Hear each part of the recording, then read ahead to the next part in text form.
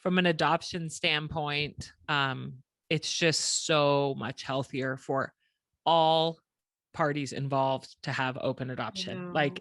But it just was not done until maybe even 15 years ago. So tell us about that journey initially when, obviously you mentioned your son is adopted, but how did you guys just go straight to adoption? Did you know you always wanted to adopt? I knew from the time I was a teenager that I would probably struggle to get pregnant. I had very, very irregular periods. I have PCOS, and I feel grateful that I knew, because so many women face infertility, like they go into it and they go into trying to build a family and they're totally blindsided. But Right. I do feel like I had years of kind of mental preparation. Right. And even when my husband and I, when we were getting serious and talking about getting married, I told him this could be a challenge, and he was on board. I said we might need to adopt. He was on board. And so when we decided to start trying to build our family, we decided to do adoption and infertility treatments at the same time. And we were just like, whatever happens first is meant to be. And I was probably 25 when we started that, and I just think like young and innocent, Yeah. like in a good way, I was just like, Yeah. I did not realize how hard both of those paths were, and to do them both at the same time was incredibly intense. And like looking back, I'm like, whoa, why did I do that to myself? But I had never had anyone close to me adopt, so that was a new experience for me, and so emotionally intense. I didn't realize that there would be so many. We had a lot of contacts from expectant moms who were considering adoption, that would, we'd talk to and we'd really get to know and fall in love with. And then they either decided to parent or they chose a different couple. And so that was like the constant up and down of like, will this happen? Are we going to be parents? And you mentioned that with Noah, it was an open adoption. Can you tell our listeners what that means and how that plays out in your day-to-day life? Yeah. So open adoption is just where the child knows who the parent knows his parents to some, or her parents to some degree or another. Mhm. Every open adoption is very different as far as how open it is. It might just be that the only thing the child knows is like his parents' names and maybe has a picture.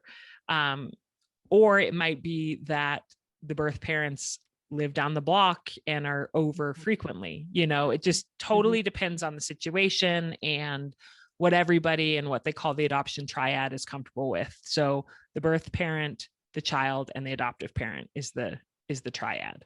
And we felt that it would be the best thing for our son if he Mhm. knew and had a relationship with his birth parents to whatever degree they were comfortable with.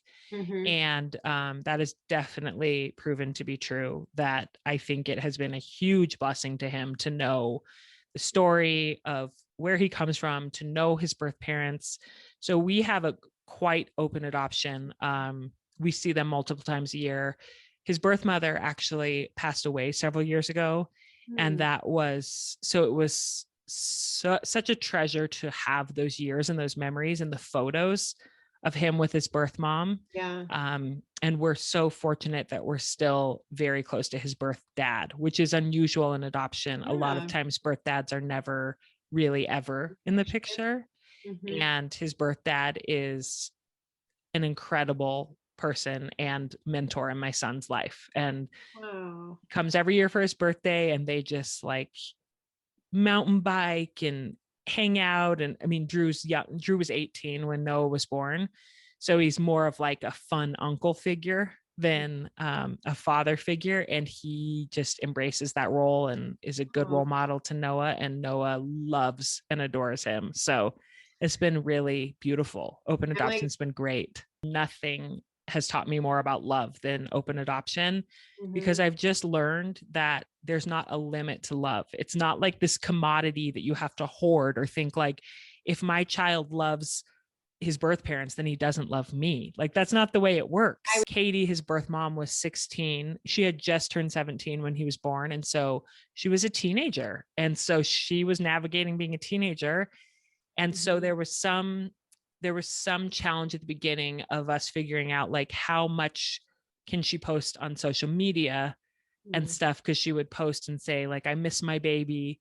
And mhm, then I would have, a lot of feelings about like, is it good for her to see him, or is it just prolonging her grief, and is this healthy? And then I have to navigate kind of my own possessiveness. And mhm. I went to therapy about that and realized that, like I said, that there's not a limit to love, and it's okay. He can be her baby and my baby.